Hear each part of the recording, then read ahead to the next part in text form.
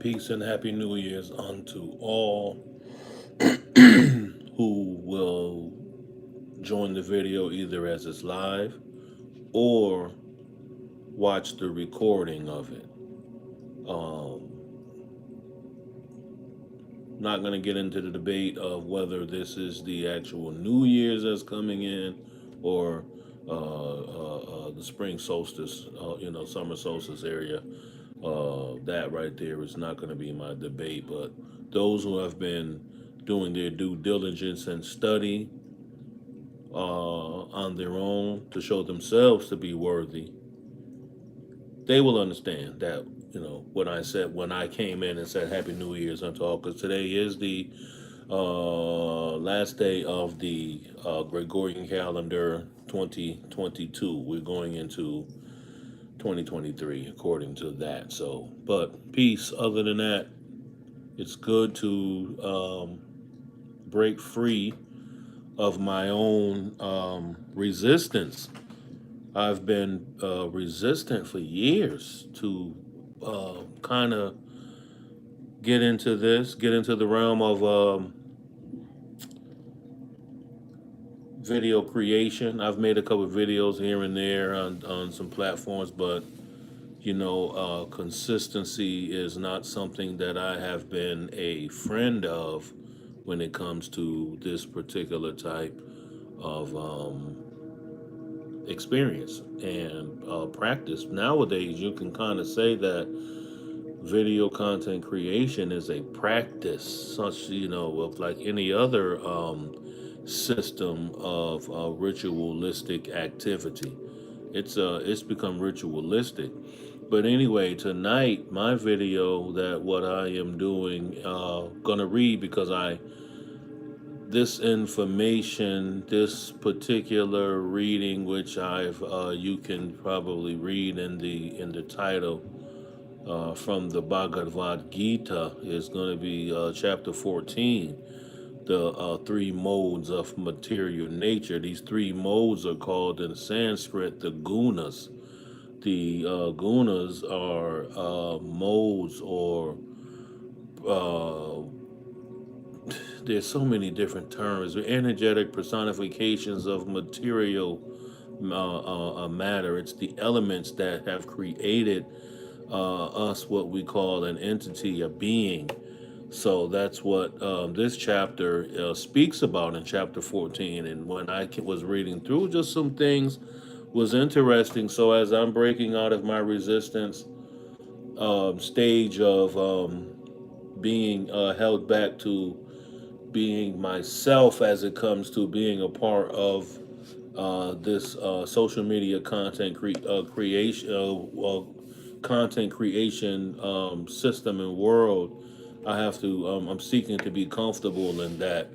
So I ask for patience for everybody that uh, comes in or chooses to watch it as it's being recorded and stored on YouTube on my personal page, the 30-second path, which I'll actually do a video. Maybe I should do an introductory. Well, I don't want to say an introductory, but maybe I'll go into a video just basically um, introducing myself. I don't think I've ever really did anything as far as any introductory of myself, but um, maybe I'll do something like that. Maybe later to basically give like an explanation of my actual channel and what my particular platform will be about. So as I said, I ask for everyone who comes in and who chooses to watch as it being recorded, just be patient with me as I do take it a little bit more seriously as far as presenting some information. But as far as on my page now, I have a couple of videos that are up, but as going forward with the actual, just as I said, I felt compelled to just go forward, go ahead and do it. And as I was brief reading through this particular chapter of the Bhagavad Gita. This is chapter 14, the three modes of material nature, which I've explained. This text I'm reading is actually, it's an electronic, of course, it's a PDF that I have, not of course, but I suggest everyone that if I, continue this process of reading any particular book, I personally will suggest unto you that you should be getting the physical copies of your books. Of course, I do have a physical copy. I have physical copy of multiple books, but as I have traveled along my path of research and study within my own personal life, I've collected multiple amounts of books and literature for research, and have now be grown into a particular age to have experienced the day one presentation of computers and technology, that I became very comfortable with the usage of technology. I've always loved the experience of technology. So when I've had got an iPad when they first came out, I got an iPad, and from that point on of experiencing being able to obtain the books and download them in far as space, because after a while you with me, I moved a couple times, and with having a whole bunch of books, you would actually see that, yo, when you you start getting a whole lot of books, man. That stuff, you got to travel around with that thing. So, just that right there with texting, that I will always suggest that anything that I read, and if it's coming from me reading it electronically, being a PDF or anything like that, or even a scanned version of books, because I read a whole bunch of books. I don't, no number, but hundreds, man, 50s and 70s and hundreds of books that I have, and I actually read them all. I've read all that I have, and I read all that I continuously download. But so, as I said, I'm going to be reading this particular chapter from the Bhagavad Gita from this electronic version, and I always will suggest to anybody who watches my video, whether it be now or in the future, that you should always get a physical copy and read an actual physical copy. And meaning that I looked at the actual screen, piece to who's someone, whoever's joined at the present moment. I don't know. This is actually my first time going live on YouTube, so I don't know how to actually see the name or anything like that. So it just shows one, but peace. But in this chapter 14 text, right? It gives you. Let me do this. Let me turn it around real quick so you can actually. So now, okay, so I don't know how to look. I'm not going to keep it like that, but as I go forward, I'll figure out a way how to do that. Maybe I'll do Zoom through YouTube. But anyway, it has the actual Sanskrit text. Then it has, of course, the translated text in Sanskrit, but of course in the language of the English letters. Then it has the actual breakdown right here. I'll highlight, what I'm speaking about. This is the actual breakdown. So as I'm reading, I'll sometimes go back and forth between this here, the transliteration right here, and then the translation, and then what they have, the purport that goes into a little bit more of a breaking it down to its fine components of what it's translated. When it comes to the purport, I'm not going to fully read that. I'm going to be, of course, dialoguing and building off of what is going on as I progress through the reading. So I thought that I'll just interject that, and I'm just saying, be patient with me as I delve into this new. This is new right here as far as me getting into doing any type of a live reading.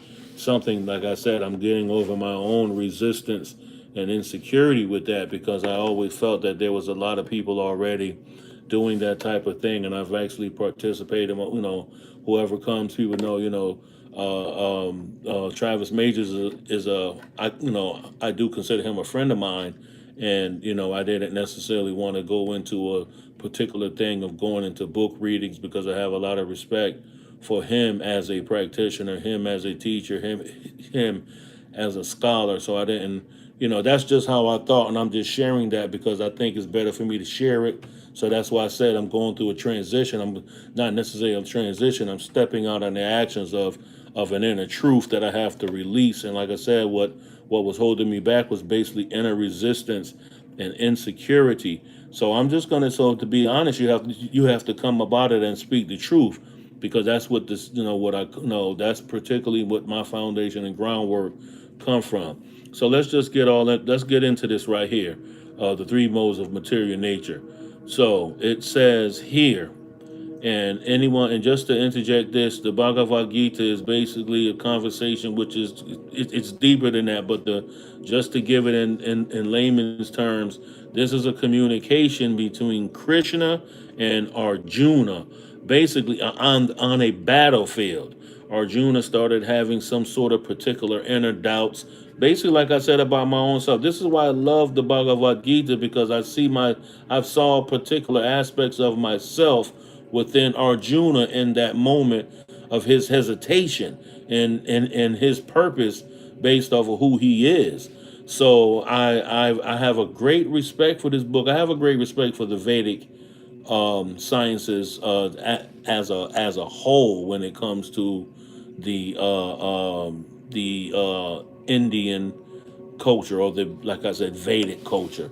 So this communication between Lord Krishna and Arjuna within chapter 14 starts off like this. Krishna explaining and says, as it says right here, the blessed Lord said, "Again I shall declare to you this supreme wisdom, the best of all knowledge, knowing which all the sages have attained to supreme perfection." So, what this is saying right here, what Krishna just now relayed to Arjuna, he's about to break down the knowledge of all knowledge. Chapter 14 is a transitional phase in the Bhagavad Gita, where it's actually letting you know that what he's getting ready to relay, the knowledge, wisdom, and understanding of the three gunas, this is the information right here that the yogis and sages have contemplated and utilized to reach supreme perfection. So there's something within this dialogue, within this writing right here, that anyone could add on to their life as a particular system to help them reach a level of efficiency instead of inefficient. And that's the whole thing. It's not whether it's right or wrong, good or bad, evil, this or whatever. It's all about being effective and ineffective, being efficient or being inefficient.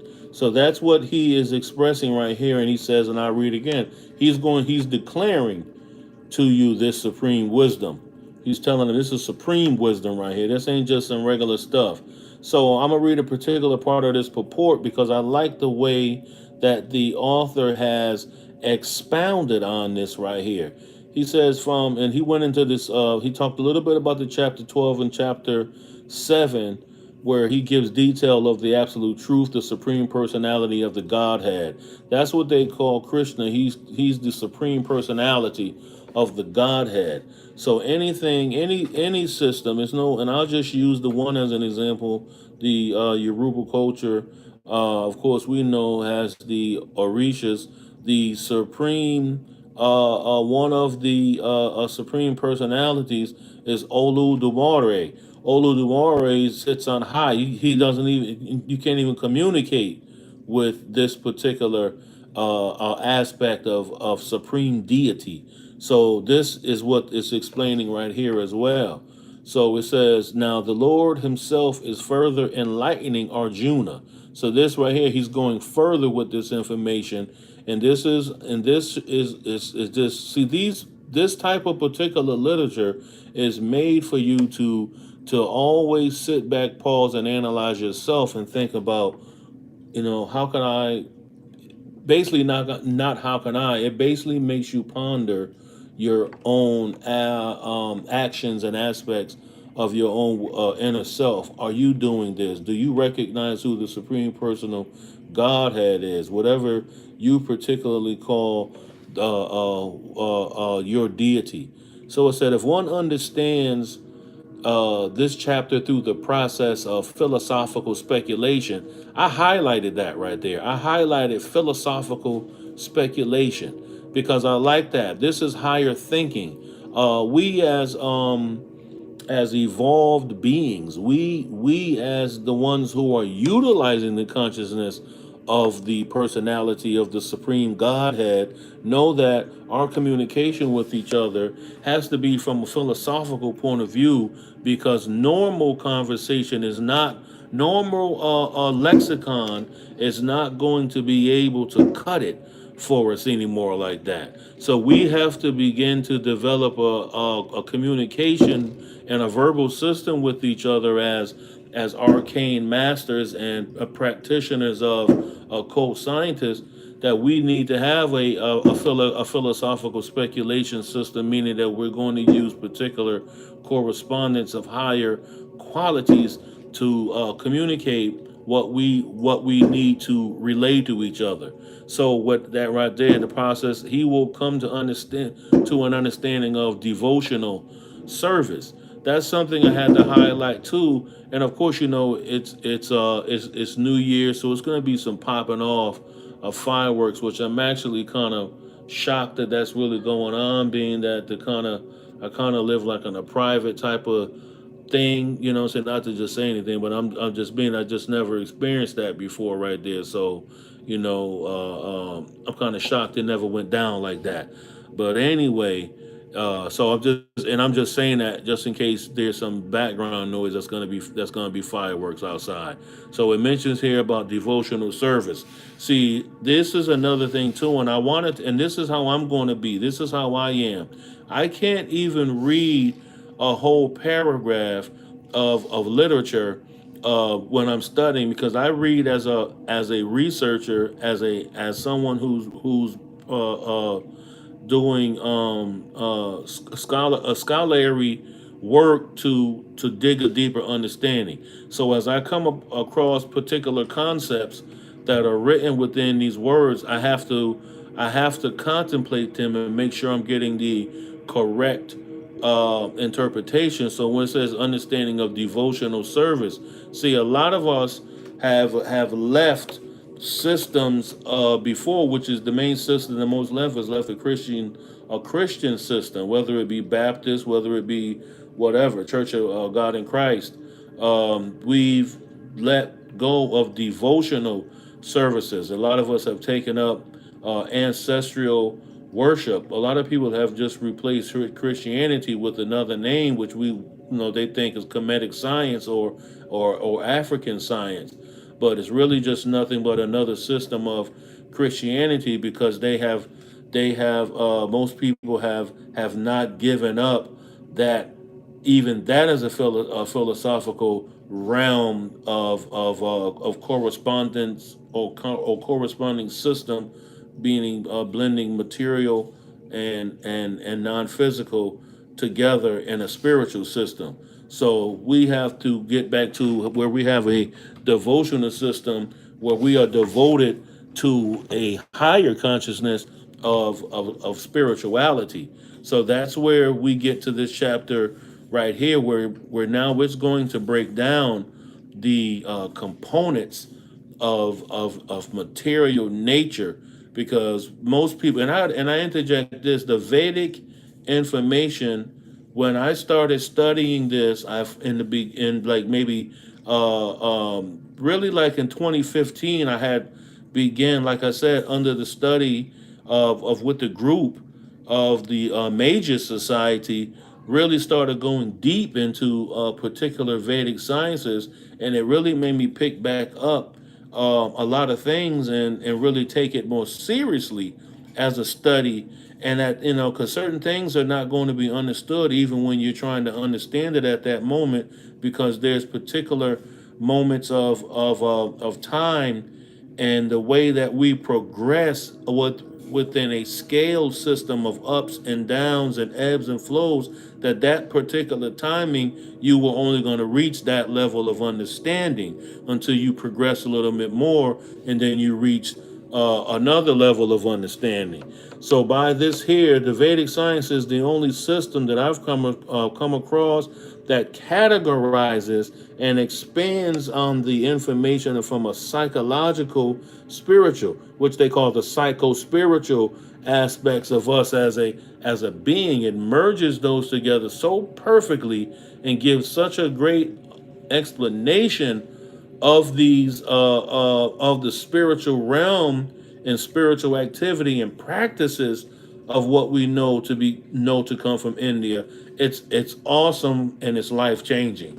So to get into that was what they call text one that I first read, where he declared or he decreed, you know what I mean, and we got to also know that that these particular words, see, Christianity, they look up there when they say, I declare and I decree, but that's a power system, or as in comedic sciences called a heka, that you're going to speak a word of power.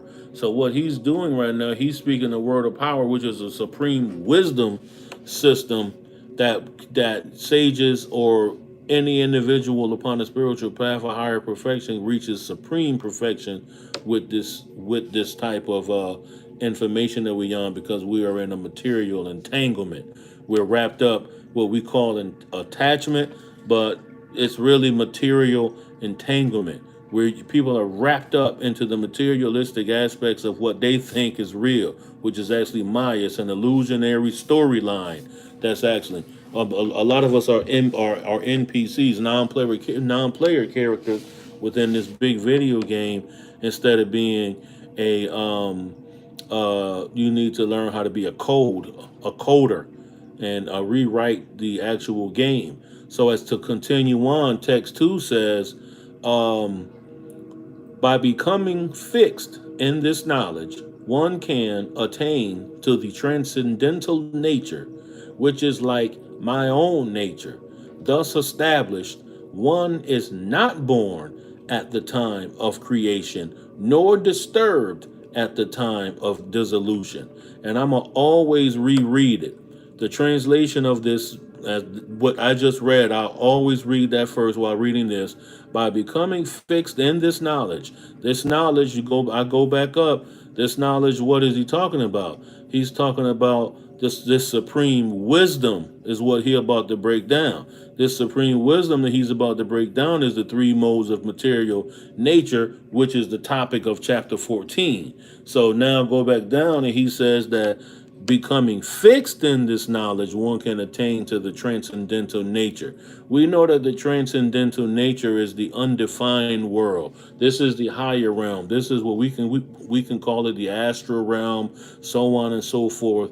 But it's called the transcendental nature. Now, when we want to understand this, when you deal with the Vedic, you always want to go back to the actual transliteration of the Sanskrit. So where it says, I'll read this: idam, this knowledge, upashritya. Upashritya is this knowledge taking shelter of mama sadharmayam, nature. And it's always sadha. These words be two particular words. Sanskrit is very complex and very broad. Our language we speak in is not very broad. That's why we have so much mistakes communicating with each other. But the transcendental nature is what where we are trying to reach, because that brings you to be one with the supreme Godhead. So it says, this established, one is not born at the time of creation. So once you've reached this particular level, now you've transcended life, birth, and death. You've transcended the particular aspects that we call reincarnation. because each one of us, when we become born within the physical flesh, and we, whether you're in a hospital, you can have a natural born birth, lotus birth, whatever you want to do, whatever your mother did to bring you in this world. Once you become a physical matter, you're instantly influenced by the three gunas. You're instantly influenced by sattva, raja, and tamas. You're instantly influenced by that. That is what makes material matter. We have to begin to think on a very, very scientific process of dealing with the electrons, protons, and neurons, and even the quarks. Lower the primordial essences of creation that we are all a part of and have. Okay, I just now touched the screen, so I see that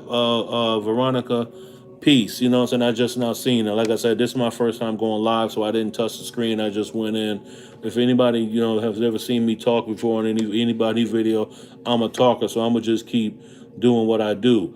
But we're all trying to reach the particular level of the transcendental nature. We can even correlate this with Kabbalah, which I won't really go into that because that's not this is about. This is basically about me reading chapter 14 of the Bhagavad Gita, but it goes on to say, and I'm gonna read a piece of this purport. It says, after acquiring perfect transcendental knowledge, one acquires qualitative equality with the supreme personality of Godhead, meaning that once you've reached this particular level, you've now become one and the same as what we call God. Okay, and you don't, and then you free yourself from repetition of birth and death. So what most people don't realize is that you do not lose the identity of your individual soul. This is because the soul doesn't is not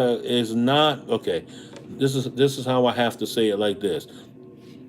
Excuse me.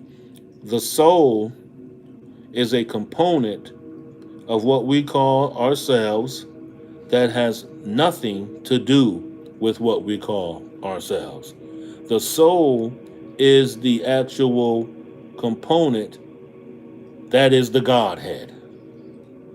We don't control anything of that. We don't influence anything with that. We don't educate it. We don't expand it. We are not capable as a conscious individual, and our consciousness, because we like to define things, what most of us consider consciousness is just basic cognitive activity between my brain and physical matter, meaning that again, the influence of the three gunas, the influence of the material universe basically has you caught up in material entanglement, meaning have most people are experiencing or having experiences of what they think is trouble or this and that, when they're only experiencing the memory connection of past life experience. Because when you come to your soul, it does not that does not lose its identity. You carry particular vibratory identity from realm to realm and life to life when you are caught in the cycle of life and death.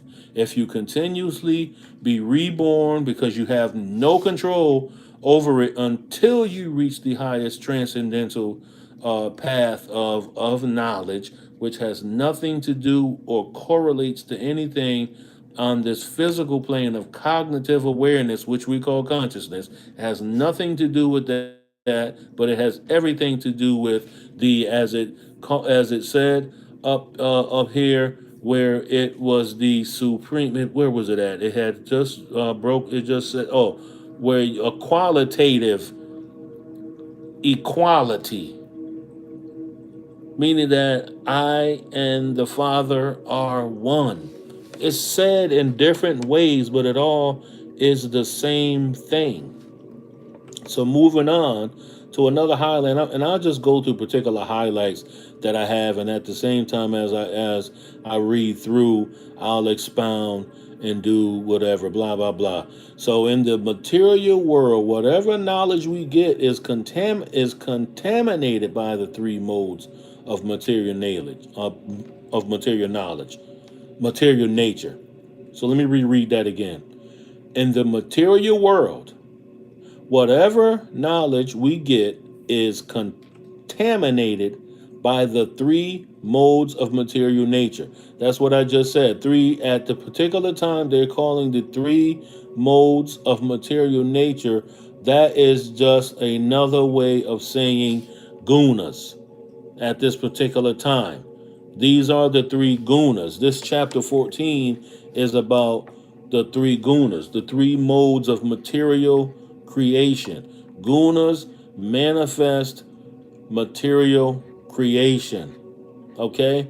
So, but knowledge which is not contaminated by the three modes of nature is called transcendental knowledge. That's something that's beyond. This has nothing to do with material nature.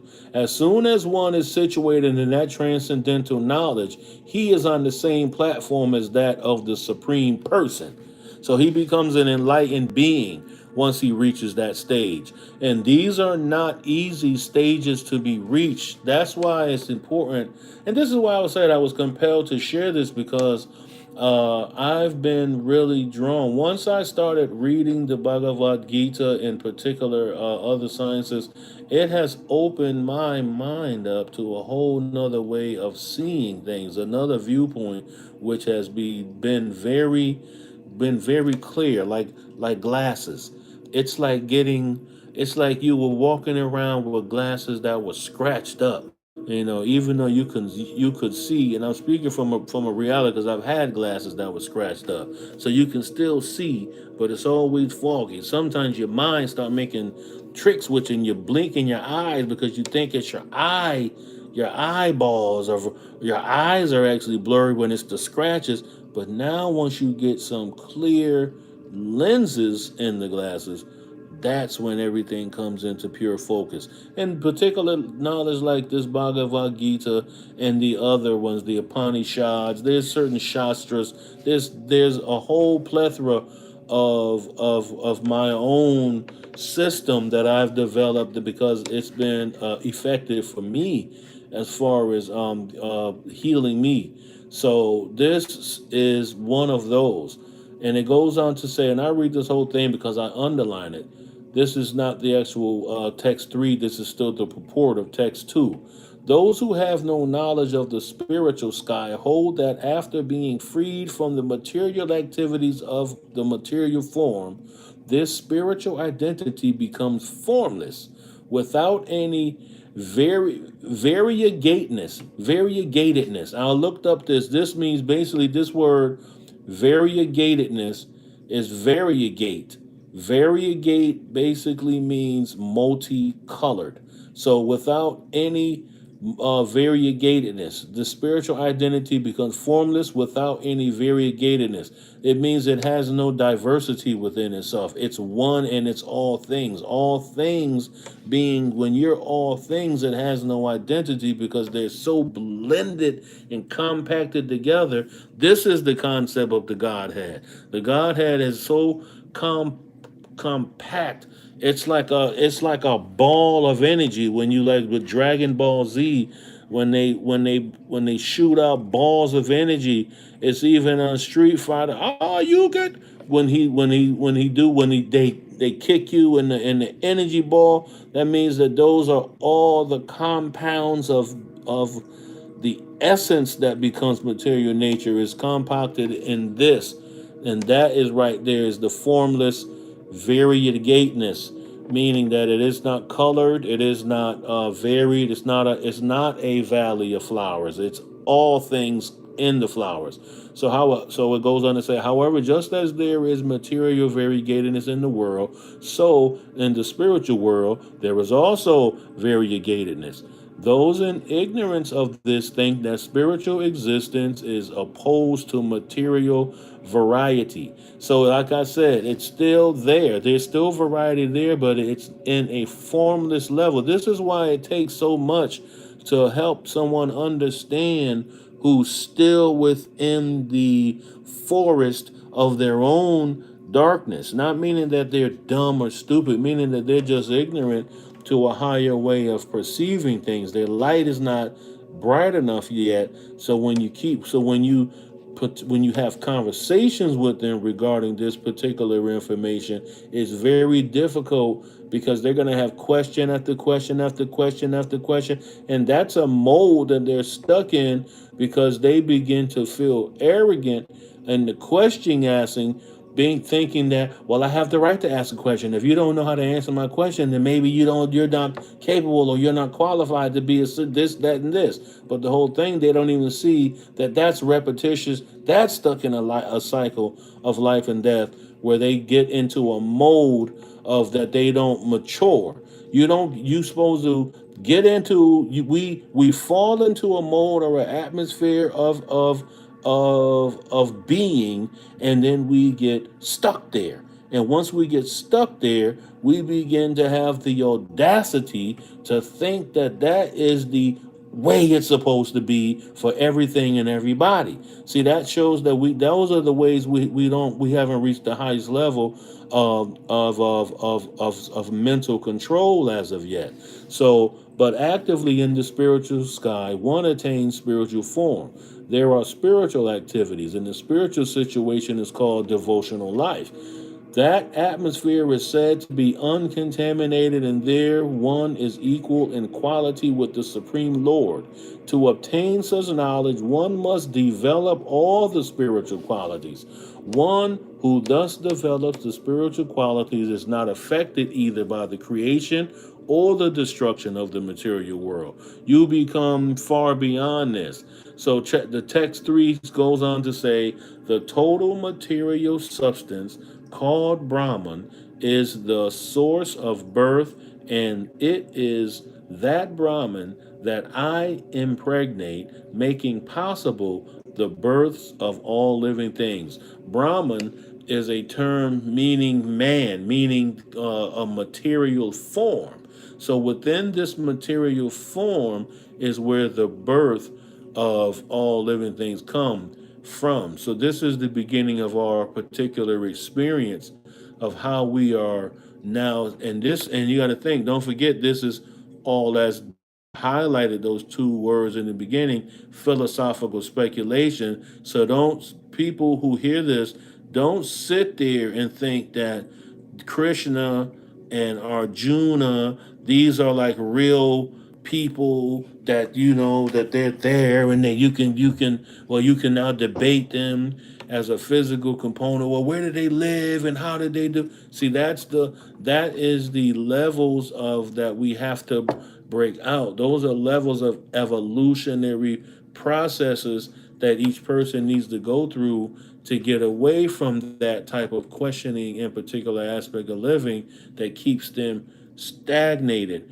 And that's something that I had meant to touch on. So now I have to go back up here because I wanted to touch on something that it had mentioned. Did I get to it yet? Let me go back through here. And it was speaking about those who have no knowledge of the spirit. Okay, boom, boom, boom. That's not it. Lose his identity. Okay, his transcendent loving his service. So even if the lived devotees do not lose their. Okay, so I got that. Not born. By becoming fixed in this knowledge, one can attain to the transcendental nature, which is like my own nature, thus established. One is not born at the time of creation nor disturbed at the time of dissolution. Okay, I had read that, so I just reread something just to make sure that I wanted to make sure that I didn't skip over a particular something I wanted to touch on because it had mentioned something. I think it was Let me see. Now, this chapter this explains what the modes of nature are, how they act, how they bind, how they give liberation. Chapter proclaims this for the Lord. The Lord explains the same knowledge in a better way. Okay, I just like to go back and make sure I didn't skip over anything, so we don't lose this particular flow of making sure everything flows coherently. Now, this I found interesting in text 3, right? Now, this is, I'm going to try to turn this around because you got to see it. Okay. Let me see. Now, this, like I said, I got to figure out how to do all of this. Okay, boom. I hope I got it right here. I hope you can see this. Mama, Mama Yoni. Remember from the color purple, right? When the dude said that, Mama, Mama Yoni.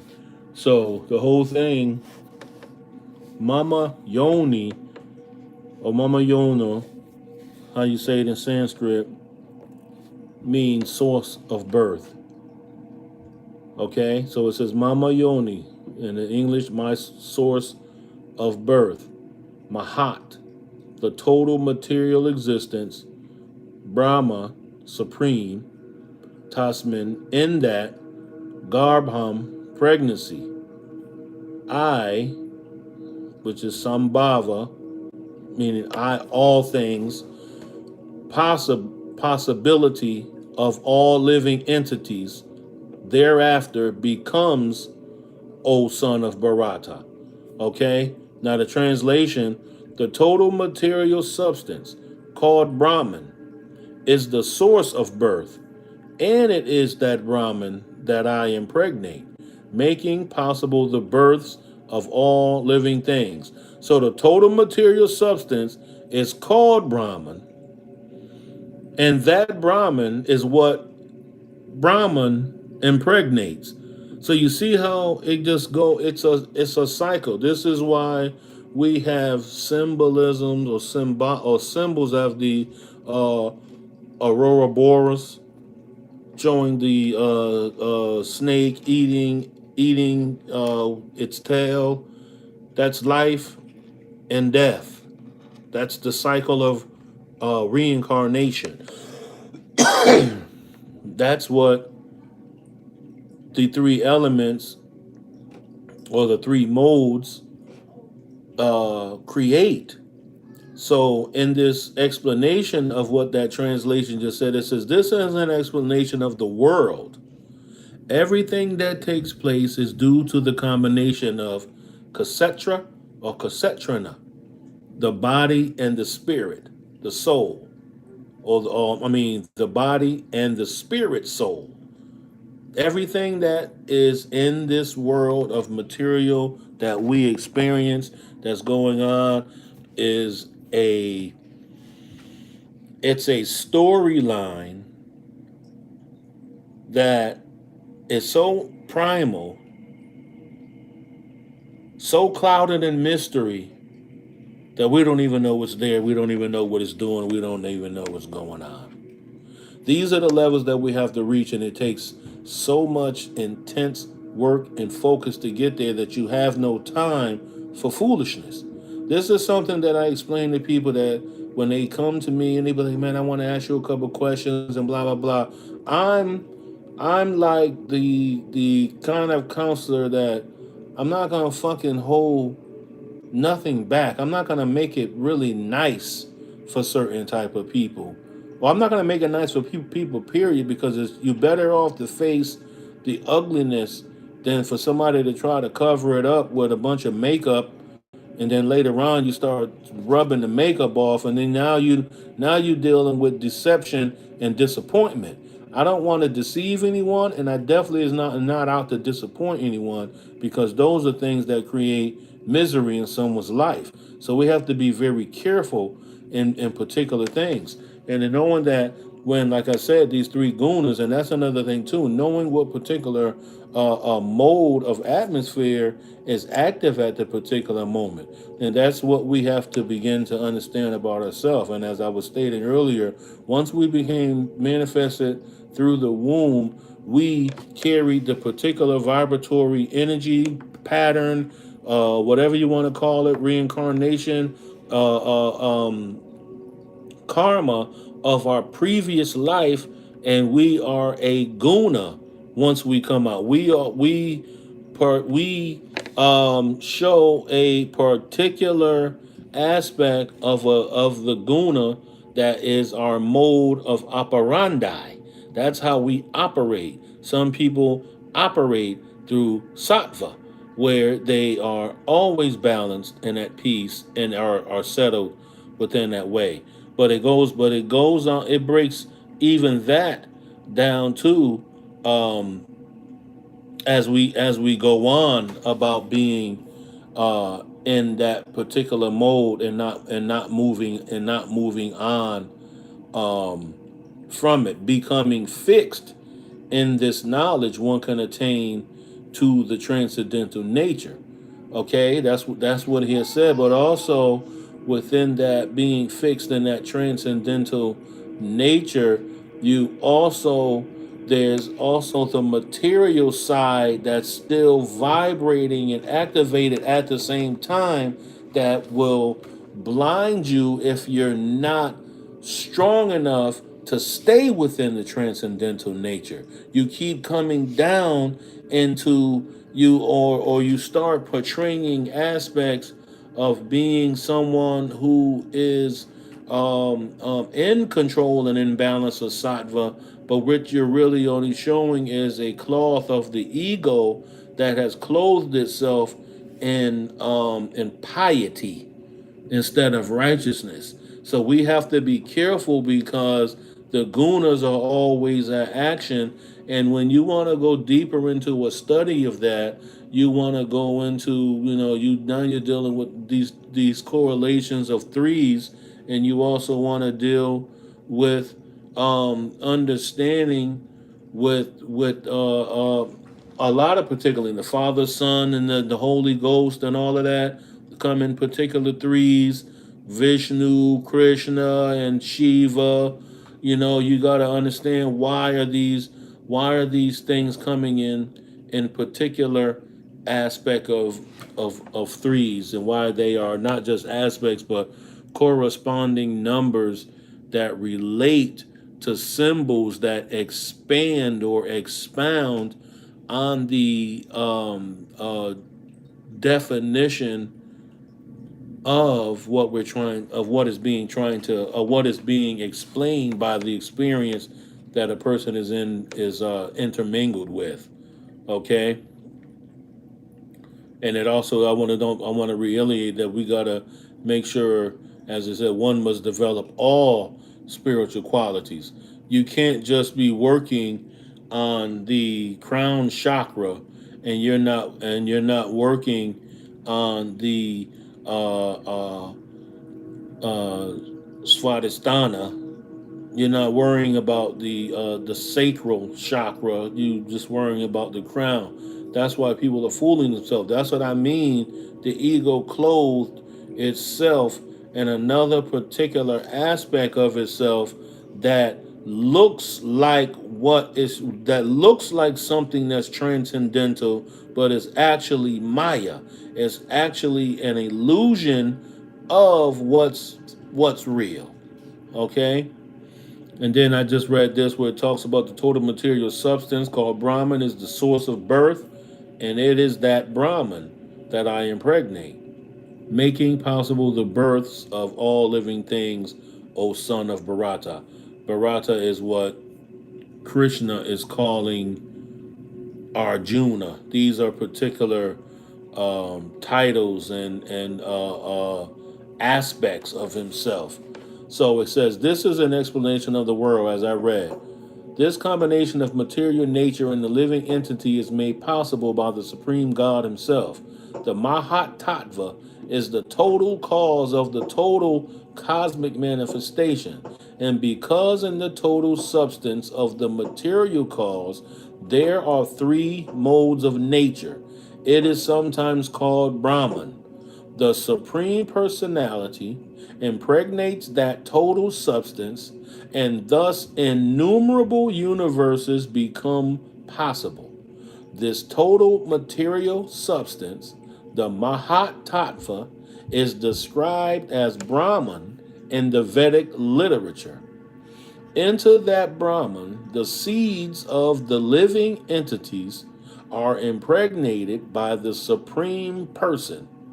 The 24 elements, beginning from earth, water, fire, and air, are all material energy called Maha Brahman, or the Great Brahman, the material nature. As is explained in the seventh chapter, beyond this, there is another superior nature, the living entity. In material nature, the superior nature is mixed by the will of the Supreme Personality of Godhead, and thereafter all living entities are born of this material nature.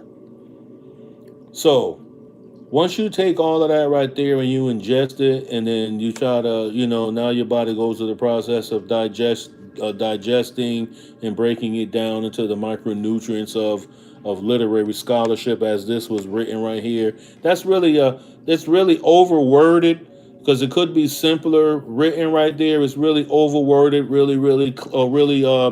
inflated correspondence. Once we all know we study enough, we can read books that's kind of been overflated. So that right there is basically letting you know, because it's not even, and it broke something into 24 elements. There's 24 elements. These are the rupam, or the anayam, which is, like I said, what they call it, impregnated by the Supreme Personality or the Supreme Person. These are the qualities and modes. And as I stated earlier, when it comes to Vedic science, it's the only literature text and that I've actually read besides the a westernized doctor of Young, that he was able to break his stuff down like that because he was studying this type of particular science right here, and this is what gave him an expanded vocabulary that he could add on to the science of Western psychology and psychiatry. So it goes on to say here the score. It gives him a more of an example of what it's saying right here, because it's mixing when it mentions the seeds of the living entities are impregnated by the Supreme Person. That's a lot that it goes into. So it tries to the author gives an explanation and tries to expand the consciousness so we can understand. So the scorpion lays its eggs in piles of rice. And sometimes it is said that the scorpion is born out of rice. But the rice is not the cause of the scorpion. Actually, the eggs were laid by the mother. Similarly, material nature is not the cause of the birth of the living entities. The seed is given by the Supreme Personality of Godhead, and they only seem to come out as products of material nature. Thus, every living entity, according to his past activities, has a different body created by his material nature, and the entity can enjoy or suffer according to his past deeds. That's what I had kind of mentioned earlier when I said that a lot of people we call these karma, but actually it gives a good explanation right here, and I'll read that again because that was a lot.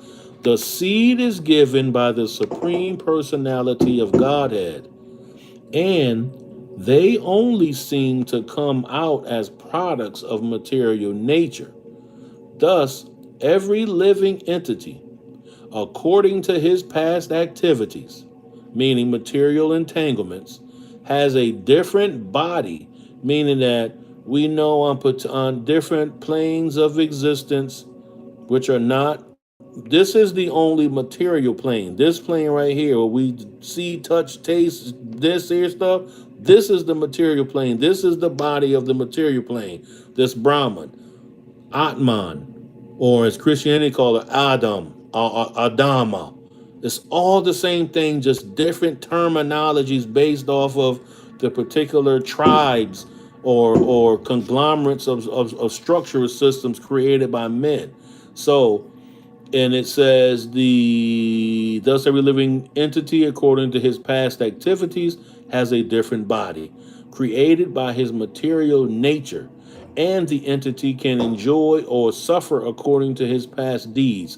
Because when you are within material nature, as this is getting to, is letting you know that the three gunas are operating within this material nature, and the three gunas are not in material nature. It is the material nature is a incidental of the gunas, so to speak. So the whole thing is by us becoming one with the material nature of ourselves, we fall or we degrade our nature, and our spiritual memory system attaches itself to the material nature and carries it because it's a vibratory essence. It's not the physical thing. It's the as it's called a samskara. It's called a basically it's a deep groove that's created. Say like you take using it. Okay, here's a correspondence. Here's an example. A record. Have a record. That record is your soul entity, and that soul entity has now been grooved with a particular symphony of music that is considered your karma or your experience, your attachment to the physical manifestation experience. Okay? So, text 4, chapter 4 says, and I'm going to read this transliteration of the Sanskrit because I just like doing that because I like reading them both.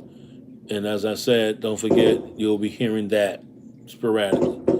In all species of life, O son of Kunta or Kunti, forms as they appear, which all of them, and Brahma is meaning supreme, Mahat, Yoni, the source of birth, in the material substance, myself, Father.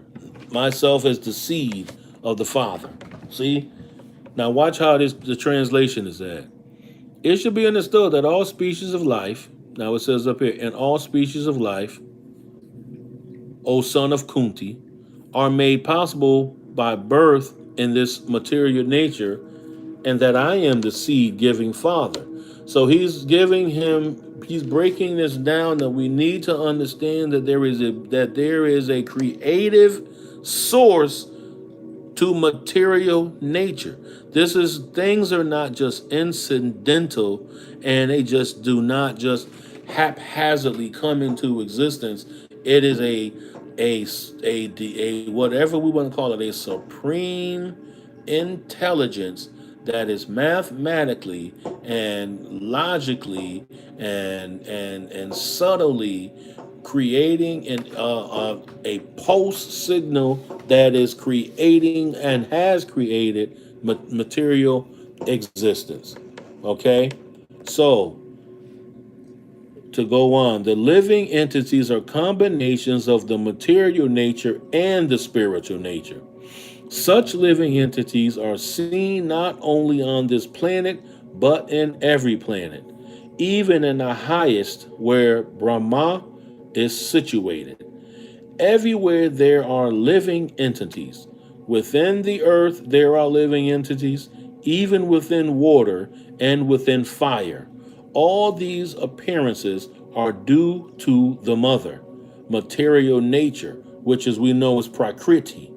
Okay, that's another word. Like I said, this stuff can get so heavy and it takes a lot of study to put it all together. But once you obtain the proper literature for your research and study, you start to see the similarities in all these other writings. And this is, like I said earlier, you begin to start being able to read more swiftly through literature, because you don't have to read every single word, because a lot of it is fluff. A lot of it is just it's overworded. It's like me sometimes over talking, so it's like that. So the whole thing, I think I hear Zion. Okay, my son was at the door, but I think I had actually locked the bedroom door.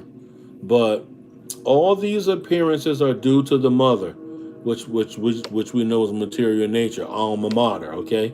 And Krishna's seed giving process. The purport is that the living entities being impregnant in the material world come out and form at the time of creation according to their past deeds. So this is the whole thing. So this concept is where Christianity gets it wrong, because it's the Christianity is the water is down version of multiple spiritual systems, because it's bastardized. The Greek and Latin scholars were interpreting multiple scrolls that they obtained through travel. Don't forget that through trade and commerce, traded items within those areas were texts, scrolls, books, knowledge, wisdom was passed. Whether it was notes, people would be like, I heard I have a text in Babylon where it states that A, B, C, whatever.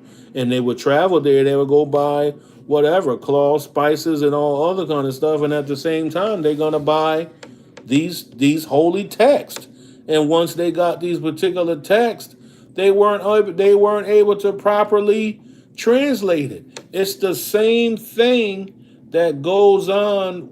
That's why I like to read the even though I'm not swift in Sanskrit, and I'm not saying I can just go through it, but as I've read multiple different texts that has Sanskrit in it, I begin to start recognizing the words, and that kind of makes me feel good that I can look at some word, be like, oh, I can remember that. You know what I'm saying? So that's where it's starting to get in. So it's going to now, like I said, this is getting into the modes of material nature. So now text 5 gets a little bit more. So it says sattvam, modes of goodness, which we know as sattva. Raja, mode of passion. Tama, mode of ignorance. Iti, which is Sanskrit for thus. Guna, and a guna means qualities. Prakriti, material nature. So it's saying sattvam, rajas, tama, iti, guna.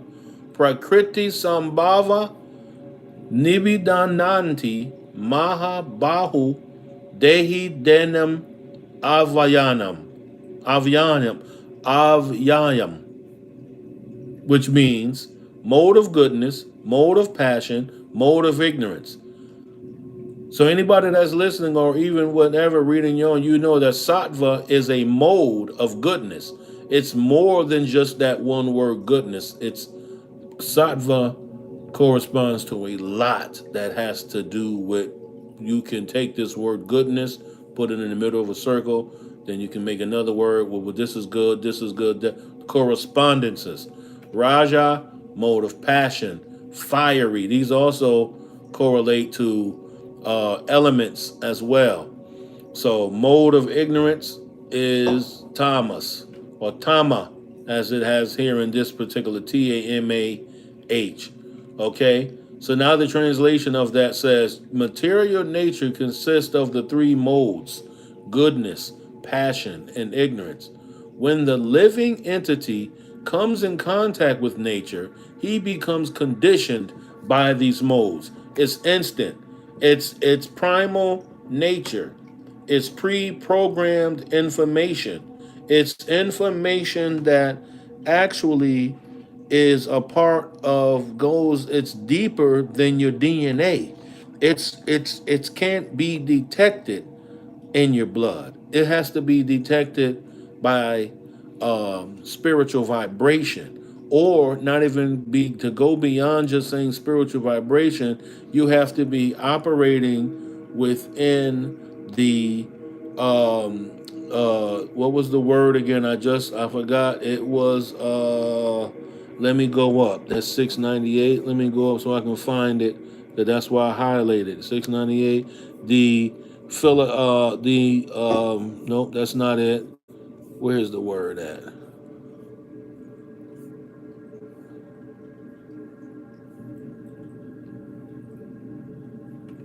Qualitative equality.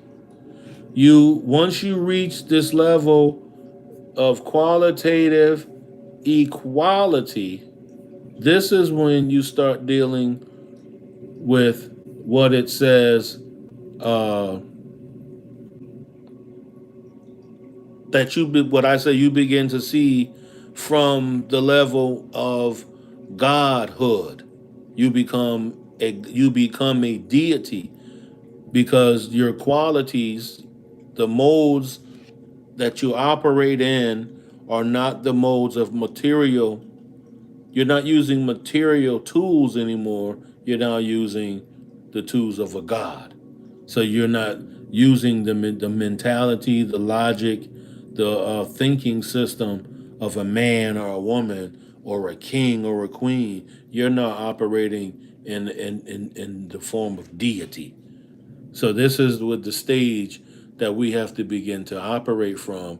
But that's why, as I said earlier, you have to balance all the spiritual qualities of self. That's why we use things, as I said, go back to three: mind, body, and soul. These are we have to do that. You can't have a perfect body and a perverted mind and definitely your soul. Meaning now, what we should understand. This brings a better understanding. It's not that your soul is being affected. What's being affected is the karmic memory that the soul's part of the soul personality is tainted, or it has toxic traits, or like a parasite that has attached itself to what we can consider the soul, and is carrying identity with it that gets you trapped in being reincarnated. Reincarnated is only for the process of those who have not transcended to the level of godhood. Once you consciously pass on or die, most people, the majority of us, when we die, we're reborn instantaneously again into another human body, and then we come with the same things. So that's when we over and over again we begin to come, and that's why we come with things that we remember, what we think is our habit, or what things that we like are nothing but qualities that we picked up along the way of the thousands of times that we didn't been uh, coming into existence. So we think that I like this. Man, I love cheesecake. Man, I like this. Oh, I love pussy. Oh, I like to get fucked. Oh, this. No, those are just particular impurities that we picked up along the line that have now become a part of our fucking human bag suit, and it has now clung to the fucking purer part of ourself. Okay, so now let's go on to text 6, where it's now going to get a little bit more into this thing. But then I want to make sure that I clarify that I didn't over talk. But as I said, material nature consists of the three modes of goodness, passion, and ignorance. Now we're getting to the three gunas. This is the gunas of the three modes of goodness, passion, and ignorance. Um, okay, now we go here. I'm going to go straight to the translation where he says, "O sinless one, the mode of goodness, being purer than the others, is illuminating, and it frees one from all sinful reactions. Those situated in that mode develop knowledge, but they become conditioned by the concept of happiness." This right here is really when I started rereading this again, and I had read that part when I got back into chapter 14 and I got to text 6 within chapter 14. I had to stop and I said, man, I gotta just do like a live reading, man, so other people can really hear this, so they can just hear this explanation, and maybe it'll spark their mind to have an inner dialogue as well. So I'm gonna go now back to this original text where it says, thereafter, sattvam, which is the mode of goodness, being purest in the material world, illuminating without any sinful reaction, sukha, which is happiness, association, conditions, jnana, which is the Sanskrit word for knowledge, association also, O sinless one. That's how it's reading in the Sanskrit. Excuse me, my ear was itching inside. But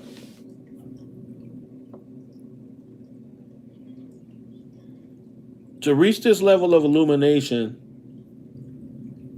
you have to, as I stated earlier, you have to start your consciousness as we know it to be us operating through it. You have to start letting the consciousness become lighter and lighter and purer to where it's operating through the Godhead. You're not even doing the actions. The actions are coming from straight from the actual source of Godhead. Let me grab a Q-tip. I love scratching the inside of my ear with a Q-tip. So he already, and like I said, don't forget that this is a spiritual dialogue between Arjuna and Krishna. So he calls him O sinless one. So he has to remind Arjuna within that right there's that statement right there that like, yo, you bugging because the way that you're thinking, he has to. Krishna's on his dean with him right now because Arjuna's thinking is in the fucking gutter. He went at him so many times to get to chapter 14 that he's now letting him know, listen here, man, righteous person. The mode of goodness being purer than the others is illuminating, and it frees one from sinful reactions. Those situated in that mode develop knowledge, but they become conditioned to the concept of happiness. That means that people, as I stated earlier, people get stuck in modes. They get stuck in a particular way of doing things. It's like anybody who keeps they start out with a good intention, and then they start becoming the ego rises back up. That's why it says sinful reactions. It frees one from sinful reactions.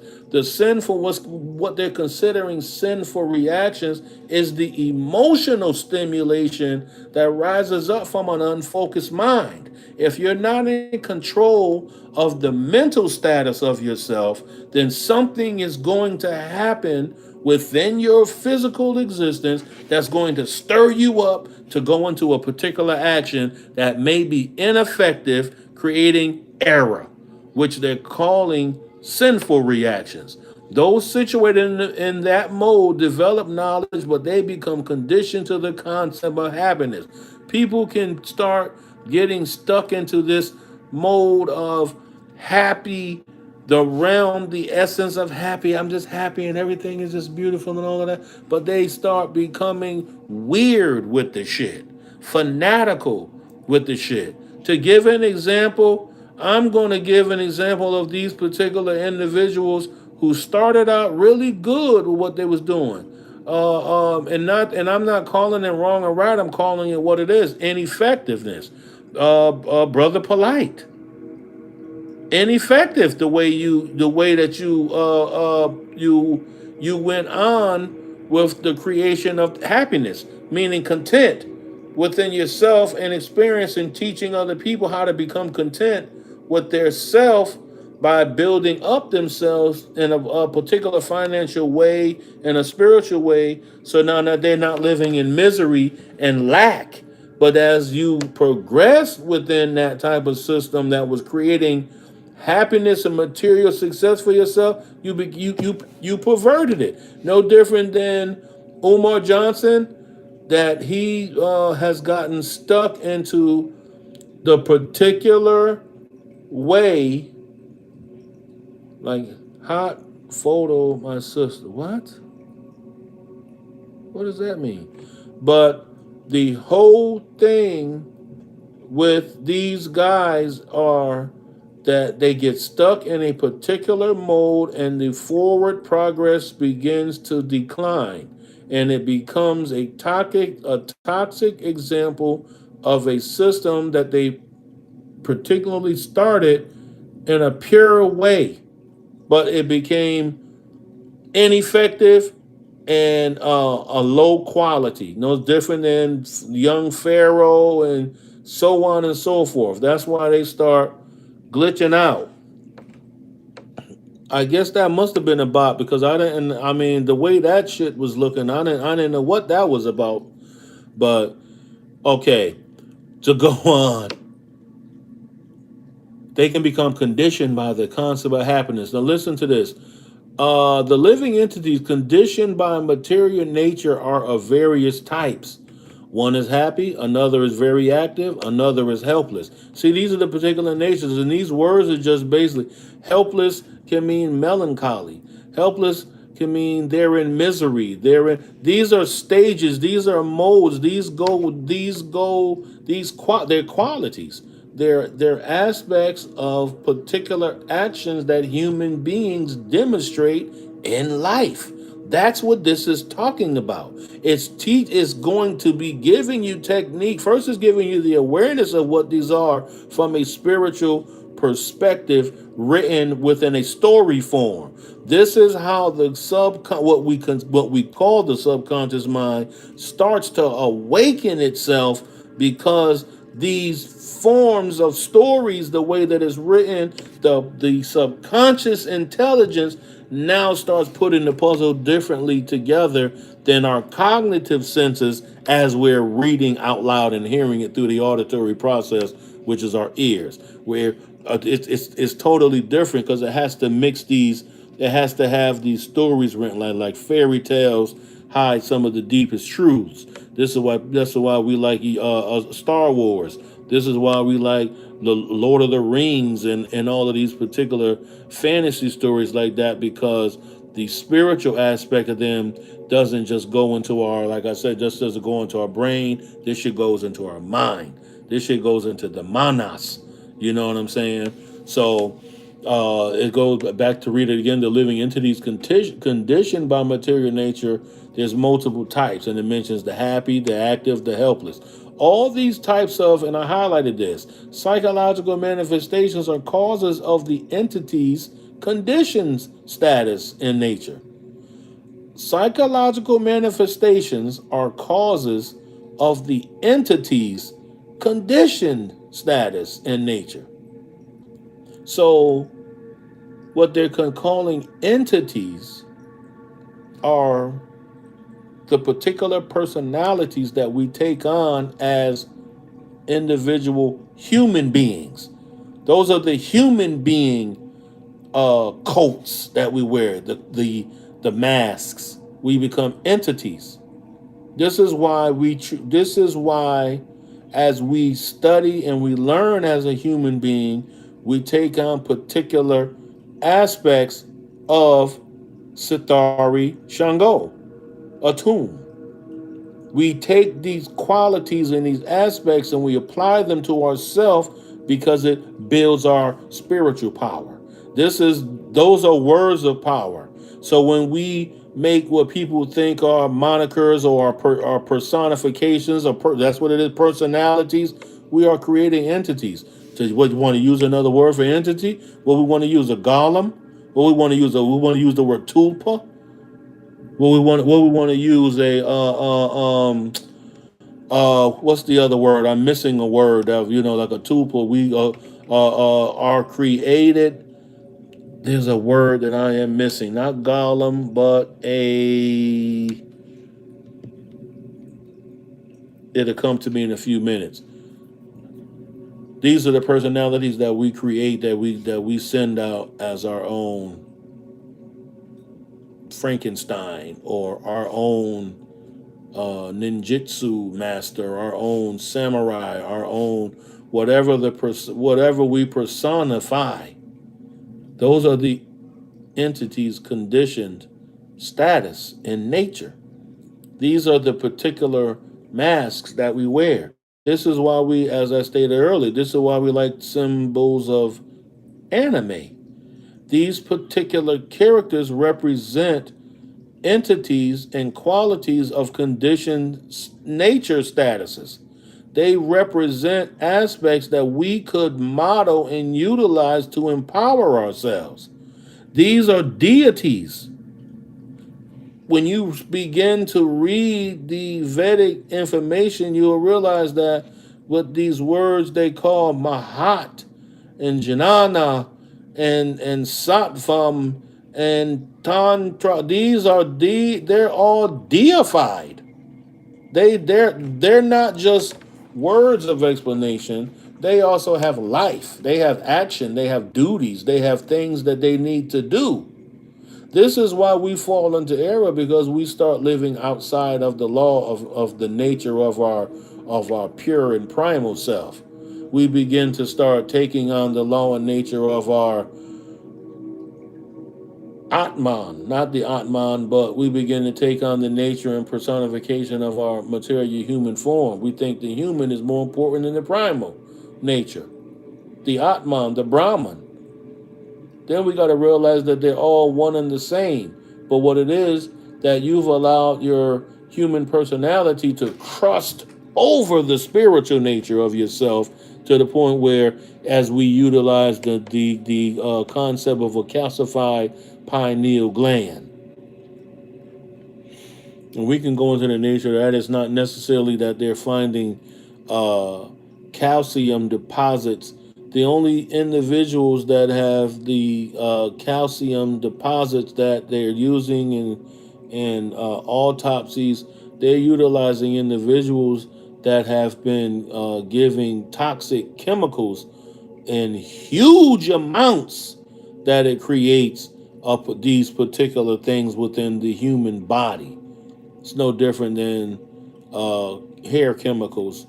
They're being found within the very nerve fibers of the scalp over many years. So this talking about the psychological manifestations or causes of the entities, conditions, statuses of nature. How they are differently conditioned is going to be explained. That's what this just says. Explained in this section of Bhagavad Gita. That's what this chapter is about. This chapter is breaking down the gunas. The mode of goodness is first considered, which is, we know the mode of goodness is called sattva. So the effect of developing the mode of goodness in the material world is that one becomes wiser than those otherwise conditioned. A man in the mode of goodness is not so much affected by material miseries, and he has a sense of advancement in material knowledge. The representative type is the Brahmana, who is supposed to be situated in the mode of goodness.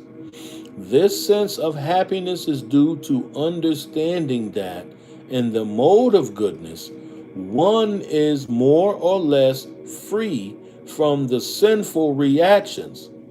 Actually, in the Vedic literature, it is said that the mode of goodness, which I must keep saying, this is sattva, means greater knowledge and greater sense of happiness.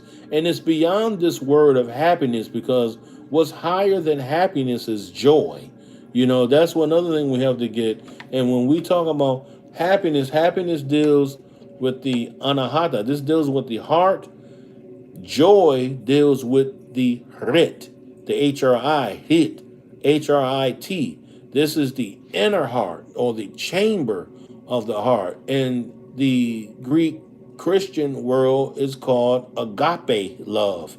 The highest form of love is called agape. It's not just the materialistic love. This thing is a higher sense of happiness. So this sense of happiness is due to understanding that in the mode of goodness, one is more or less free from sinful reactions, meaning that when you're in this higher transcendental state, you're not in with sin. They're talking about, when you're having sex and you're drinking and all this bullshit type of sin that they talk about. No, this is talking about going against the internal nature of your pure self. That's what true sin is. When you go against your true inner self, and you have reactions that are now considered narcissistic, that you're outbursting towards everybody else, creating terrible situations between yourself and people. So it goes on to say, actually, in the Vedic literature, it is said that the mode of goodness means greater knowledge and a greater sense of happiness. The difficult here is that when a living entity is situated in the mode of goodness, he becomes conditioned to feel that he is advanced in knowledge and is better than others. Remember, I said that they start to close, this ego starts to become reconditioned. The ego, meaning, and I'm meaning the ego within the Western sense. I'm not meaning the ahamkara of the Sanskrit concept. I'm talking about the westernized ego of our persona of inner grandiosity, our audacity to believe that we are greater than someone else based off of material things and finances. Those are the lowest levels of what happiness brings. So, in this way, he becomes conditioned. The best examples are the scientist and philosopher. Each is very proud of his knowledge, and because they generally improve their living conditions, they feel a sort of material happiness. This sense of advanced happiness in conditioned life makes them bound by the mode of goodness of material nature. As such, they are attracted toward working in the mode of goodness. And as long as they have an attraction for working in that way, they have to take some type of body in the modes of nature. Thus, there is no likelihood of liberation or of being transferred to the spiritual world. Repeatedly, one may become a philosopher, a scientist, or a poet, and repeatedly become entangled in the same disadvantages of birth and death. But due to the illusion of the material energy, one thinks that that sort of life is pleasant. That's a mouthful. People, we can get trapped in such a great and wonderful life that we think that we finally made it and we're living righteously and we are going to transcend reality to the higher astral realm. We're going to make it to Tippereth on our good merits. This is why Christianity interprets the thing the same way. Faith without works is dead. No one can just say, well, I'm faithful and I pray to God, but you're not doing godly shit. You're not the living essence of the Godhead. You're not the qualitative,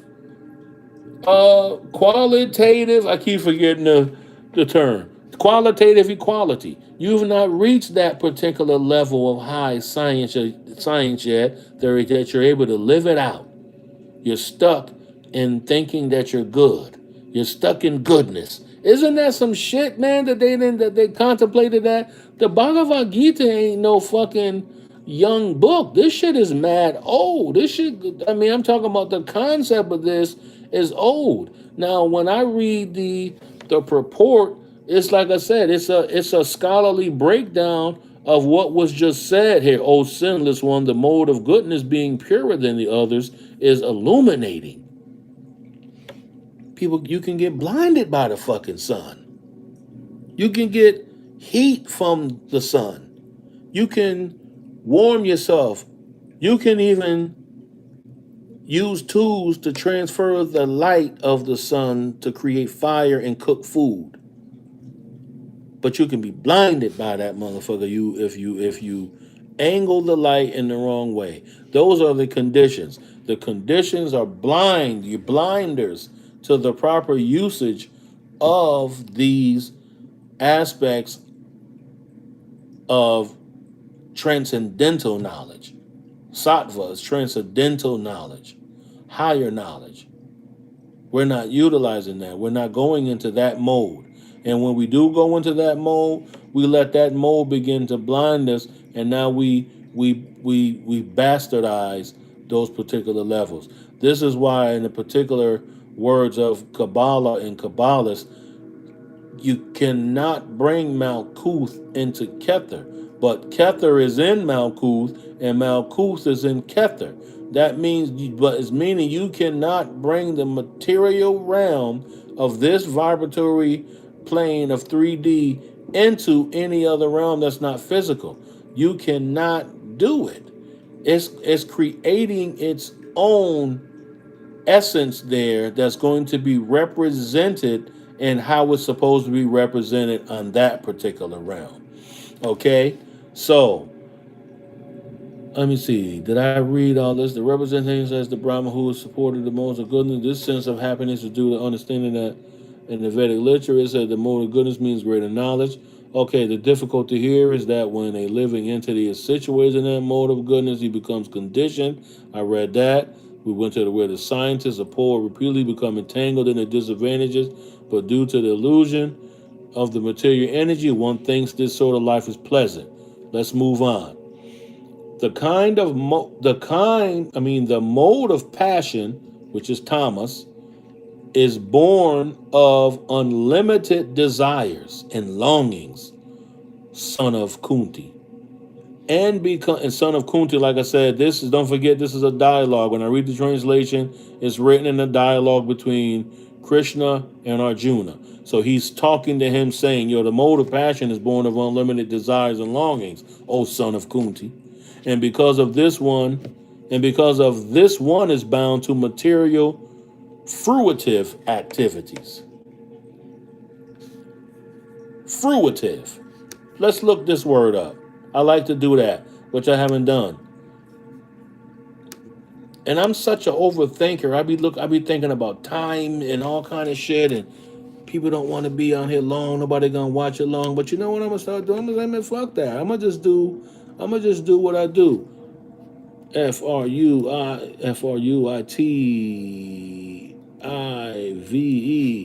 Fruitive.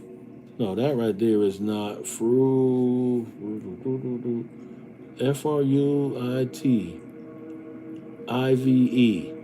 This says furtive, attempting to avoid notice or attention, typically because of guilt or a belief that discovery would lead to trouble. I don't think bound to material, fruitive. I think the way that this author is putting this word fruitive, I think he's saying that things that come into fruition, it's born like a fruit from the seed. The seed already has the fruit within the seed, so it's coming forth. So the mode of passion is born of unlimited desires and longings, O son of Kunti. And because of this, one is bound to material fruitive activities. They're bound to the material nature, basically, of themselves. So what the author expounds on, the mode of passion is characterized by the attraction between man and woman. The mode of passion is characterized by the attraction between man and woman. Woman has attraction for man, and man has attraction for woman. This is called the mode of passion. And when the mode of passion is increased, one develops the hankering for material enjoyment and wants to enjoy sense gratification. For sense gratification, a man in the mode of passion wants some honor in society or in nation, and he wants to have a happy family with nice children, wife, and house. These are the products of the mode of passion. As long as one is hankering after these things, he has to work very hard. Therefore, it is clearly stated here that he becomes associated with the fruits of his activities and thus becomes bound by such activities. When a person gets so wrapped up in their work that they don't transcend beyond that work, they basically get stuck there. That's the stagnation. You don't spiritually transcend. That's what's happening. We're not transcending, or we're not evolving to the spiritual nature of ourselves. So, in order to please women, as long as he is hungry, therefore it is clearly stated that here that he becomes associated with the fruits of his activity. Okay, blah blah. In order to please his wife, children, in society, and to keep up his prestige, one has to work. Therefore, the whole material world is more or less in the mode of passion. Modern civilization is considered to be advanced in the standards of the mode of passion. And then meaning the mode of passion, meaning that everybody is in get that bag. I got to get that bag. I got to do. You see how it plays out? Once you start to study this stuff and you get it, you'll start seeing the parallels within the reality. Like, oh shit, the niggas is in mode of passion. Niggas is all about, hip hop culture is all about fucking passion. And I'm not talking about the fucking Sith code. You understand what I'm saying? I'm talking about the real essence of whatever the activities that have people wrapped up within the activity, a perverted demonstration of the guna. This is what everybody needs to get. Once we become disentangled with material nature, meaning the aspects of the molds and the qualities demonstrated. Once we separate ourselves from that, we none of this shit won't fucking matter. We'll be able to change the reality of it.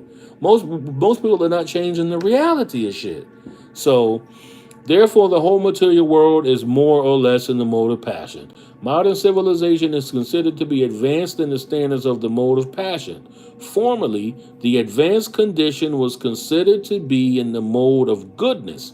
If there is no liberation for those in the mode of goodness, what of those who are entangled in the mode of passion? Okay, I'm going to keep going. O son of Bharata, the mode of ignorance causes the delusion of all living entities. Thus, the result of this mode is madness, indolence, and sleep, which bind the conditioned soul. And the mode of ignorance is tama, and I want to reiterate that the mode of passion is raja, and the mode of goodness is sattva. Okay? So in this verse, the specific application of the word to is very significant. Now I got to go back up here. Tama, mode of ignorance, to, but ajna, jam, products of ignorance, ajna is an important word. So to, meaning it's but. They transitioned, so it's trying to give you something that's very significant. This means that the mode of ignorance is a very particular qualification of the embodied soul. This means that the mode of ignorance is a very peculiar qualification of the embodied soul. This mode of ignorance is just the opposite of the mode of goodness. In the mode of goodness, by development of knowledge, one can understand what is what. But the mode of ignorance is just the opposite.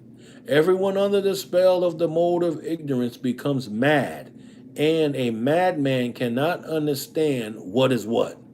Instead of making advancement, one becomes degraded. The definition of the mode of ignorance is stated in the Vedic literature. Under the spell of ignorance, one cannot understand the thing as it is. For example, everyone can see that his grandfather has died, and therefore he will also die. Man is mortal. The children that he conceives will also die. So death is sure. Still, people are madly accumulating money and working very hard all day and night, not caring for the eternal spirit. This is madness. In their madness, they are very reluctant to make advancement in spiritual understanding. Such people are very lazy. When they are invited to associate for spiritual understanding, they are not much interested. They are not even active like the man who was controlled by the mode of passion. Thus, another symptom of one embedded in the mode of ignorance is that he sleeps more than is required. 6 hours of sleep is sufficient, but a man in the mode of ignorance sleeps at least 10 or 12 hours a day. Such a man appears to be always dejected and is addicted to intoxicants and sleeping. These are the symptoms of a person conditioned by the mode of ignorance. That's a lot right there. That's why I said you can start to see the nature of our environment. The nature of our environment is controlled by mostly by Rajas and Tamas. Fire. It's very fiery. It's very ignorant. It's very blinded. Very intoxicated. Okay, I'm going to keep going. We're on text 9, chapter 14 of the Bhagavad Gita. The modes of the three modes of, I forgot the title chapter. Anyways, text 9. Sattvam, mode of goodness, in happiness, develops. Mode of passion, fruits of activities. O son of Bharata, Janam, knowledge, covering, but the mode of ignorance in madness, it is said. That right there was the Sanskrit. This is the translation. The mode of goodness conditions one to happiness. Passion conditions him to the fruits of action, and ignorance to madness. So like I said, these three gunas are conditioning. They're like sharpening stones that can be used either way. It can dull the knife if you don't know how to properly use a honing stone, or it can sharpen a knife if you properly use it. So the fuller explanation says a person in the mode of goodness is satisfied by his work or intellectual pursuit. Just as a philosopher, scientist, or educator may be engaged in a particular field of knowledge and may be satisfied in that way, a man in the modes of passion and goodness may be engaged in fruitive activity. He owns as much as he can and spends for good causes. Sometimes he tries to open hospitals, give to charity institution, etc. These are the signs of one in the mode of passion, and the mode of ignorance covers knowledge. In the mode of ignorance, whatever one does is neither good for him nor for anyone. That's heavy shit right there. Those are just, this is what I meant earlier about those that started out with a good purpose, but then it ends up doing neither good for him nor for anyone. Like kind of like people talking about that they're gonna build schools and stuff like that, and it never opens. So it's doing nothing for you, and it's doing nothing for the community. But you on the Wake Up Club with Charlemagne and all these motherfuckers. They start losing sight of sattva. They start becoming calcified beings, to use an example. They start to become zombies. They start to become qualities of passion and ignorance. Passion used correctly is utilized correctly, meaning it's effective. Start to use it incorrectly, it starts to become tainted, perverted, and non-effective. Okay? Text 10. Sometimes the mode of passion becomes prominent, defeating the mode of goodness, O son of Bharata. And sometimes the mode of goodness defeats passion. And at other times, the mode of ignorance defeats goodness and passion. In this way, there is always competition for supremacy. So you see how these particular, they're showing you the spinning, the interaction of the gunas. That's what he's speaking of. He's speaking of how the gunas can be mixed and matched. There may be three that they're speaking of, but these different multiple threes of combinations is not just the one word. As I said earlier, it's not just goodness. It's multiple different subtextual concepts of goodness, levels of subtextual concepts of ignorance. It's just no different.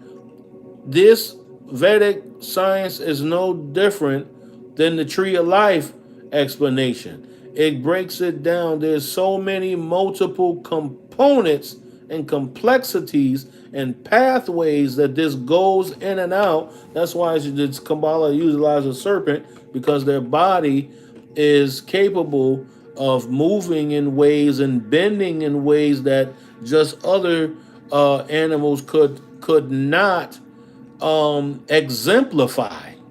So that's why they had to use it. They use a lightning bolt and they use a serpent. So these are the same ways that this has to be utilized with these different demonstrations through these modes, begin to create multiple different personalities, which earlier it called entities. And this is where now when I'm telling you, it takes a lot of man hours to study on a scholarly level to extract the truth out of occult information or arcane information, which is basically information not readily available for the average public. The information that's arcane and occult, meaning Vedic information and stuff like this, is not readily available. This is something that you will have to be on a journey to seek this information that will begin to help you understand on a broader level, which means that understanding on a broader level basically means that you begin to expand your lexicon. You begin to expand your ways of utilizing words and symbols that only communicate with the subtextual subconsciousness of your being, not your person. You begin to contact your being, your pure inner self, and you begin to see that these are the shells. There's multiple shells and coverings to the gunas, to the modes of activities that operate through and within us. This is where we have to become master scientists, master doers. It has to go beyond philosophical explanation into practical application. We're not properly applying the sciences that we're studying. We're busy trying to become celebrity and financially stable off of the bringing to light information that is arcane and occult, which those words mean not in the light. That's where the problem is. We're not advancing. We're not reading information like this because we think, well, that's not for me. That's not, I don't need. We're too arrogant. We're stuck in a mode of passion. We're too passionate about bullshit. This is why people killing each other, young kids and shit. They stuck in a reactionary mode, thinking that they have an obligation to be some sort of a street hero and warrior who's supposed to take anybody out who they considers has violated them in some way, shape, or form. And that's not even the particular case, because they have no understanding of truth through clarity. And this is the majority of the people. And you have a lot of these people, man, these people got, the whole sad thing is to mislead people through ignorance, and lead somebody else who's trying to get out of ignorance and and go to somebody and be misled by ignorance, and they fall into a triple state of darkness, where now they're caught up in being passionate about things that's going to lead them to fucking nowhere, man. How many niggas have come through, and that shit led to fucking nowhere. To drop some real shit. I just turned 50 years old in November. I got knowledge of self in like 1990. We was fucking with I was fucking with 125th Street in Harlem in 1990. I remember when Bobby Hemmett first started catching on and shit like that. Niggas was not even fucking with Bobby back in the day. They was afraid of that shit.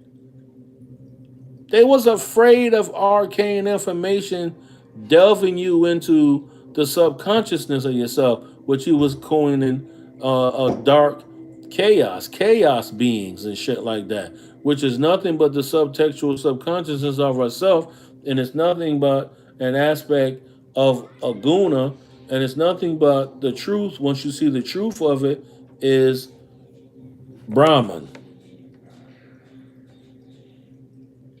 So sometimes the modes of passion becomes prominent, defeating the mode of goodness. And sometimes the mode of goodness defeats passion.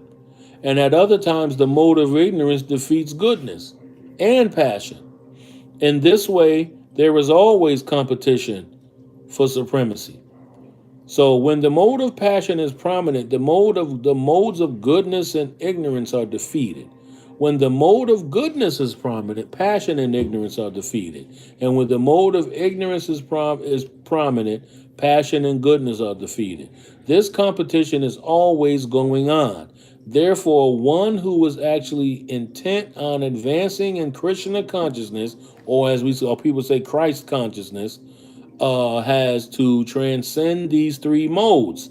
This means that to become the operating within God mode, you have to transcend the fucking gunas. You have to transcend everything that makes you feel awesome, everything that makes you feel bad, everything that makes you feel anyway, because it's called reactions. You're reacting to false energy. The prominence of some certain mode of nature is manifested in one's dealings, in his activities, in eating, etc. Hold on, I need to actually plug my phone in because I just saw the battery was low, came up. So give me 1 second here as I plug this in, and hopefully I'm going to try to rotate this as his orientation is locked. So I'm going to have to do something here to, give me 1 second. I thought orientation wasn't locked. Let me see, orientation is locked, rotate device back. So there's something that's locked. I can't rotate down there. Boom, boom, boom. So I'm going to have to just put this back in my little holder, and we'll work with it like this. Okay, we'll have to bend it. All right, so anyway, the prominence of some certain modes of nature manifesting in one deal is activity. All this will be explained. Okay, now it's gonna go as we, I'll just skip where it's gonna be explained as we continuously go on. But if one wants, he can develop by practice the mode of goodness, and thus defeat the modes of ignorance and passion. There's there's so many different tools that can utilize that are actual. They are. Um, I'll make videos on that as well because it needs to be out there that you can develop. There's tools, especially within the Vedic science and beyond what we consider and call meditation. One can similarly develop the mode of passion and defeat goodness and ignorance, or one can develop the mode of ignorance and defeat goodness. Although there are these basic three modes of material nature, if one is determined, he can be blessed by the mode of goodness, and by transcending the mode of goodness, he can be situated in pure goodness, which is called the Vasudeva state, a state in which one can understand the science of God. By the manifestation of particular activities, it can be understood in what mode of nature one is situated. That right there. I think I must stop right here. Let me hold on one second. Let me see that 10, got 12, 13. Actually, the 17. I forgot how many text verses is actually in chapter 14. Chapter 14 actually has 27 what they call text, or what is also as we know as a verse. So this right here, I'm up to text 11. So I'm gonna actually read. One can develop the mode of ignorance and defeat. Okay, I'm gonna actually read text 11, and then that'll be my last one. And then, what I mean, everybody can have can bring in their uh, new season, new economic season, which we call 2023, the way that they do. I usually give myself a little moment of silence to basically attune myself, because no matter whether we believe in that the Gregorian calendar or not, the body is still in tune to a particular number of a time frame that our body, it can be we can reset particular aspects of ourselves based off of this particular calendar system and timing system that we use. So once you know how to do particular sciences, you can utilize time and time not utilize you. So text 11 says, the manifestations of the mode of goodness can be experienced when all the gates of the body are illuminated by knowledge. And we know what these gates are. And it goes on to tell you there are 9 gates in the body: 2 eyes, 2 ears, 2 nostrils, the mouth, the genital, and the anus. And every gate, when the symptom of goodness is illuminated, it should be understood that one has developed the mode of goodness. In the middle of goodness, one can see things in the right position. One can hear things in the right position, and one can taste things in the right position. One becomes cleansed inside and outside. In every gate, there is development of the symptoms of happiness, and that is the position of goodness. This happiness is not shit that just makes us happy. This happiness is being joyful, being appreciative, being grateful, being operating in the proper mode, that we're not being staticked out and moving here and here and there. That's what this means. And these gates are basically what, we know that, we have the indriyas and this. I won't even go into that, to the particular different indriyas and all of this. This deals with the physical body. These gates are what we allow in through our senses. What we're allowing in through our sensory perception, through the cognitive and openness of our brain, and not the higher openness of our brain.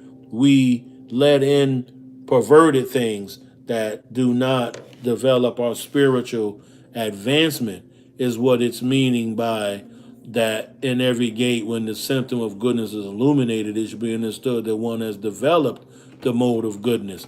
This means that the mode of goodness that you're utilizing is the God mode. That everything that's coming into you, you are able to filter it through the essence of the God mind, not filtering it through the senses. You're not just looking at a flower to say, "Oh man, that's such a beautiful flower right there." When you look at a flower, you seeing, now you don't see the flower, you see Brahman.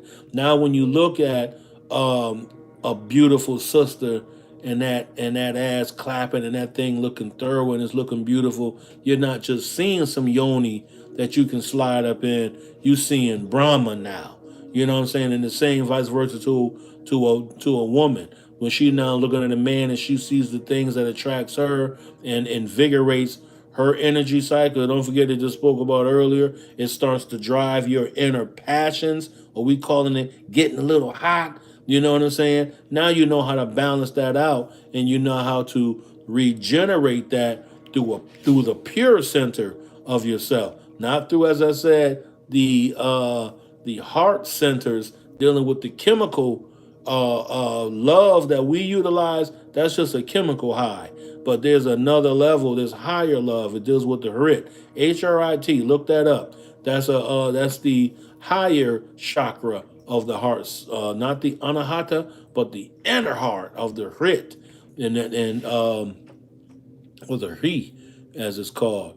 But that is where we have to reach, where we're seeing with the spiritual eyes, the spiritual gates, the spiritual lights, not just the chakras, the gates. These are and they call gates for a reason, because once you don't keep an eye on the gates, anything can come in or anything can go out. This is why there's life and death in the power of the tongue, because what we say can kill someone's inner spirit, can bring them down, or a word can reconstruct and give life to bring them up. So this is why, as I started in the beginning, that right now I can't play with what I know. To have information, or to have knowledge of self, you have a duty, and your duty is to transfer that information or that data outwardly, so that it's not spoiling, it's not becoming stagnated, it's not, it has to be utilized. So if I'm not utilizing the information on a particular science that I've known through study, and not just study but through actual testing, trial, and error and utilization, knowing what works and don't work, if I'm not doing anything with that, then I'm being sinful. Those are the things that lead us to low level energy. So as I said, I had to, um, as Jones Clinton said, come out of my restrictions, and because my restrictive nature or restrictive mode or an entity was, which is actually myself. Now you would begin to understand that what we call demons and blah blah blah, not a separate part of ourselves, as an entity that is basically a mode of operation that we're utilizing to interact with our material existence, which is right here and right now. So the whole thing, once we start utilizing it correctly, we rise up above. So with that, I'm gonna go ahead and I'm gonna check in. I mean, check in. I guess it is checking in, because I'm checking out of this mode, which is the YouTube live, and I'm checking into another mode of my life and shit like that. I got a whole motherfucking family on the other side of this motherfucking camera. So I'm gonna go ahead and check out. And with that, I'm gonna say peace. And I'm a real sporadic individual. I don't even want to put myself into a realm right now of saying when the next time I'm gonna be on, because that's right there. There's, we know that I could be building false hope for someone, can be saying, okay, I can't wait to Thursday, blah blah, 2 o'clock you're gonna do it, because that's not how I operate until I get to that particular level. It's not that it's gonna be 2 years from now, but I'll be coming back with starting with text 12 soon. And for anybody who watches, later on, um, as I said in the beginning, suggest that if this is something that you're interested in, and I will honestly say to you, you should be getting into this because it has so many different tools and techniques that are usable. Not some fancy fan. Remember how everybody was running to trying to get spells and shit, and run into Baba Laos and shit like that, getting readings and wanting to get something to help boost them up. Well, the actual work is can be done with these tools, but you're gonna have to do the work your fucking self. You're gonna have to join together with individuals who are going to encourage you to keep going. So that right there is a thing that, while I have, like I said, you have a duty to get it out. So if I know that there are people who are interested in particular information, no matter if it's one, two, or no people who ever look at the video, I have to be, like I said, it's beyond not being happy. I'm not going to be happy that I put it out. I will be content within myself with utilizing sattva to bring the balance, knowing that I did what was right and not allowed the information to spoil and just sit there and not, because somebody may have never known that the Bhagavad Gita has some jewels in there that can really be fucking added to your arsenal of a spiritual walk and spiritual path. It's more. It's very, very broad, and I'll continue and I'll come back and I'm gonna continue with what I started, and we will be back with the actual continuation of reading chapter 14 from the Bhagavad Gita. So with that, I want to just say, be safe, be prosperous, be aware, be conscious, and be the best version of your self, which is your higher self, within this new upcoming season. And make sure that you don't allow resistance to hold you back from doing anything that you wanna do. So with that, I appreciate the opportunity to have some individuals share their time with watching, listening, or whatever the individuals were doing on the other end of their phone. I'm appreciative.